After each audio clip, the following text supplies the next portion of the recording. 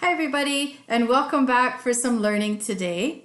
Today in language arts, we're going to learn about a new word. It's called alliteration. I have it here on my board. Can you say that with me? Alliteration. Well, that's a long one. Let's clap it out. Alliteration. How many syllables did you hear? 5 syllables. We don't find words very often that have 5 syllables, so it's a big word today, alliteration. What is alliteration and why is it important for you to learn about it today? Well, alliteration is something that we use to bring a punch to our writing, to our sentences, to poetry, to menus, to advertising ideas, anything like that when we use alliteration. What is alliteration to use? It's when you use the same sound repeatedly in the sentence.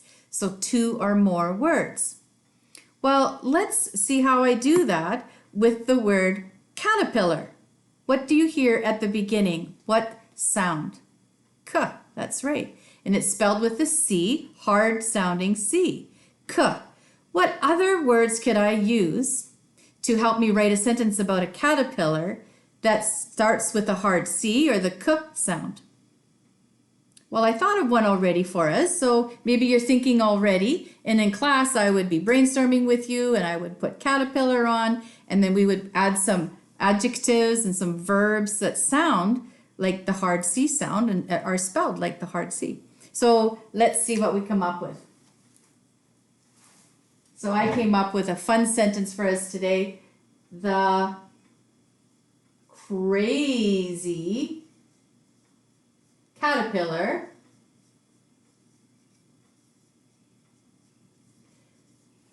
it's a verb, right? The crazy caterpillar, he did something. What are you saying? Maybe crawl. The crazy caterpillar crawled carefully. Because we know caterpillars crawl along the ground. So let's take a look at that. Does that look and sound like alliteration? Let's see. The crazy caterpillar crawled carefully. K. A lot of K sounds, a lot of hard C. That's the consonant. There it is. C, C, C, and C. 2 or more sounds that repeat in the sentence. And there it is. That's simply alliteration. And we get to play with that today, and you get to use it and try it. So one of the first things that I always like to do is to get you used to thinking of words that have the same sound in the beginning. The very first sound of every word has to be the same. And we usually start with doing our first name. So for my example, my first name is, Donna, right? What letter is that? D, hard D sound. So Donna. So this is what we do in class. And so what you'll need today for this is the construction paper. And, or if you don't have a construction paper, any color, you can just use white plain paper. You're going to make your own first initial and make a block letter out of that. And inside the block letter, I want you to think of all the words that have the same sound as your name does. So we're talking about my name right now, so D. So let's go with the letter D. Whoa, that's huge. Looks big. And it is. It's a big block letter, letter D. And I put my name in the center like that. And so then all the other D words, anything that I came up with and thought about, I just put inside there to give as an example of some D words. So if I was going to write a sentence or make a story up, I have some words to draw from, some words I can use at hand, right? So in class, we would be doing this together, and it's a lot of fun. Everybody comes up with what their first letter is in their name. And I did this a different way. I made 2, I made 1, I cut it out, and then I glued it onto another paper. You don't have to do that, but you can just draw it just like I did. A big old fat first initial D for me.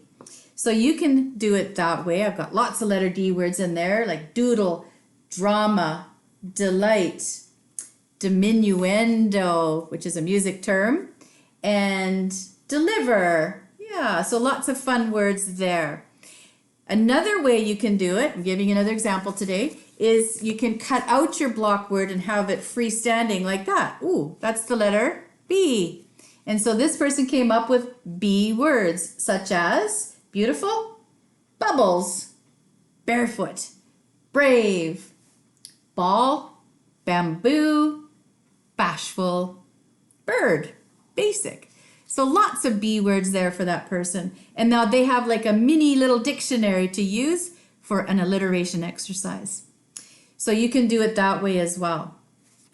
If you want to do it one more different way, this person's first initial was M. And I know we have a couple of M's in our room. So M, whoa, nice and fancy. Nice and fancy there. And I want you to know that the letter M every year is very tricky to cut out. It's hard to figure out the spacing of the letter M.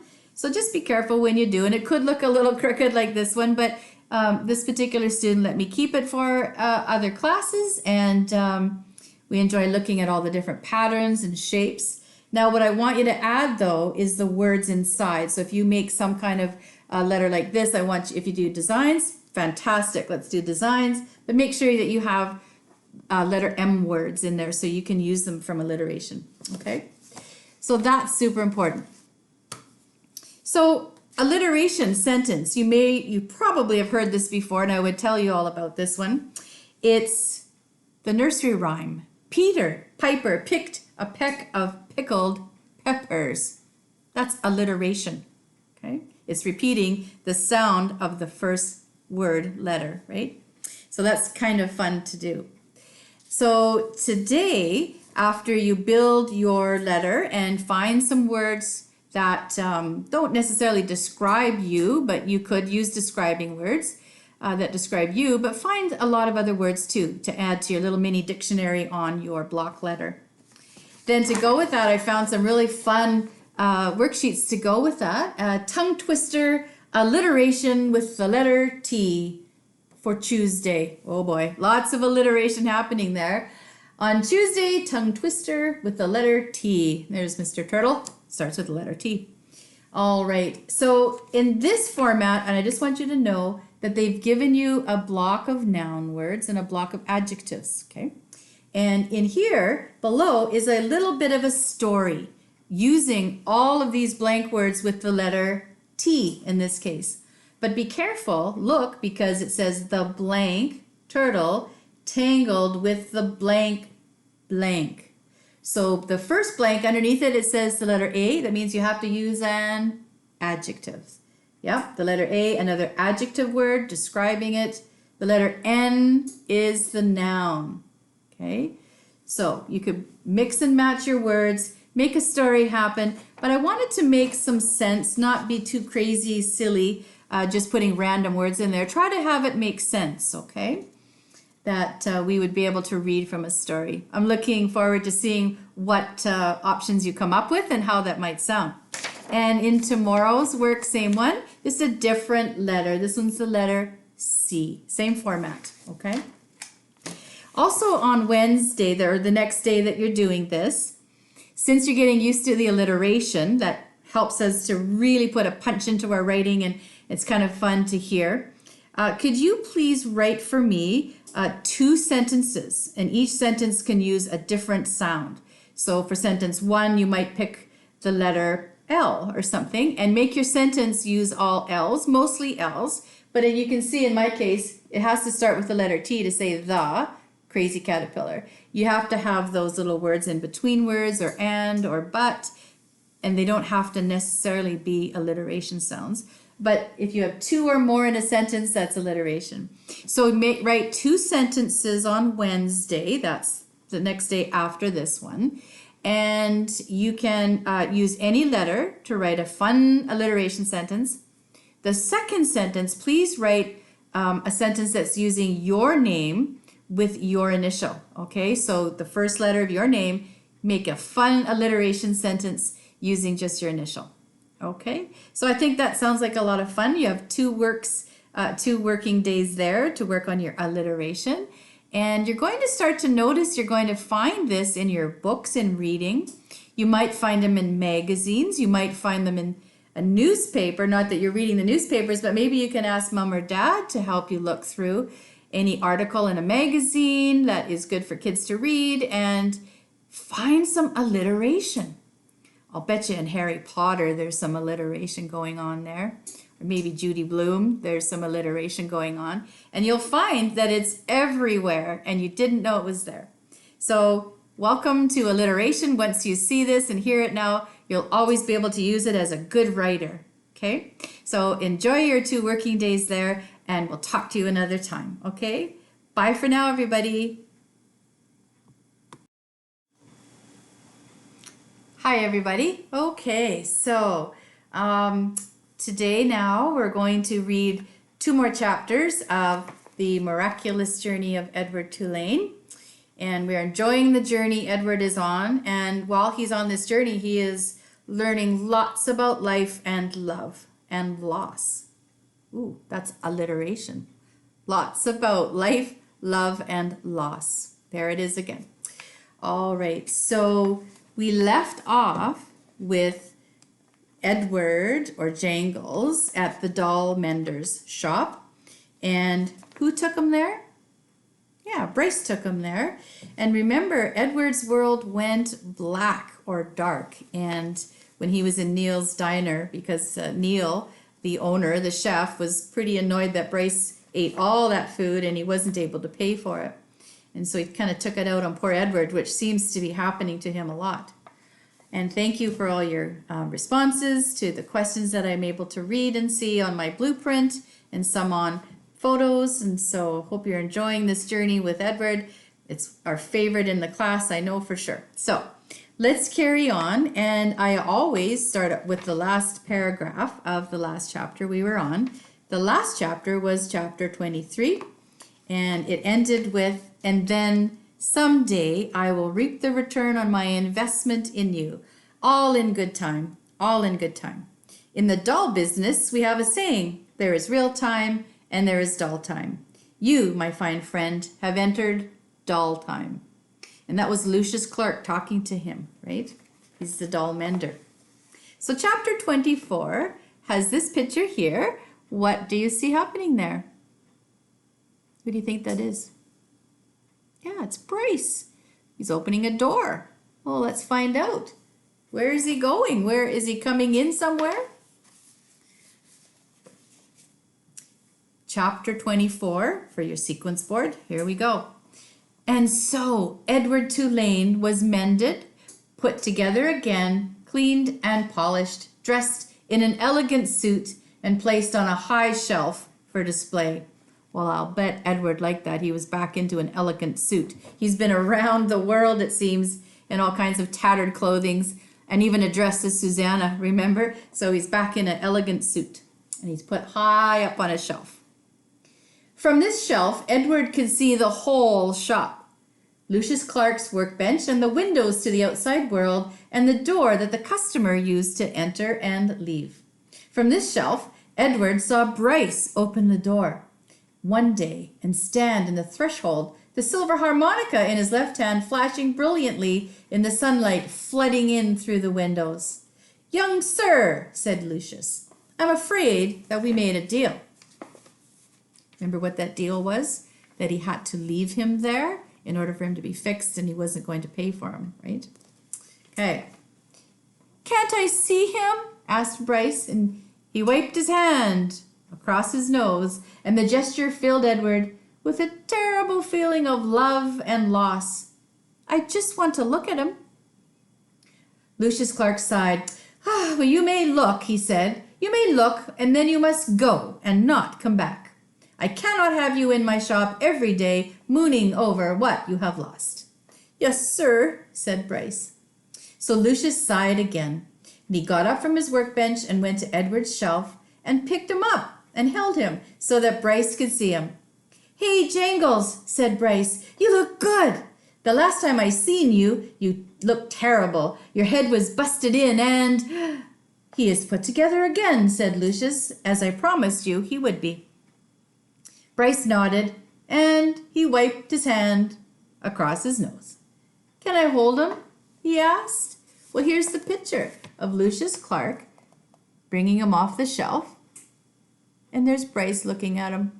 Look how fine Edward looks, or jangles to Bryce. And Lucius Clark holding him up. See all the other dolls on the shelf? So, yeah, Edward's with fine company. He looks all frilly blouse and elegant suit. Yeah, but he feels good.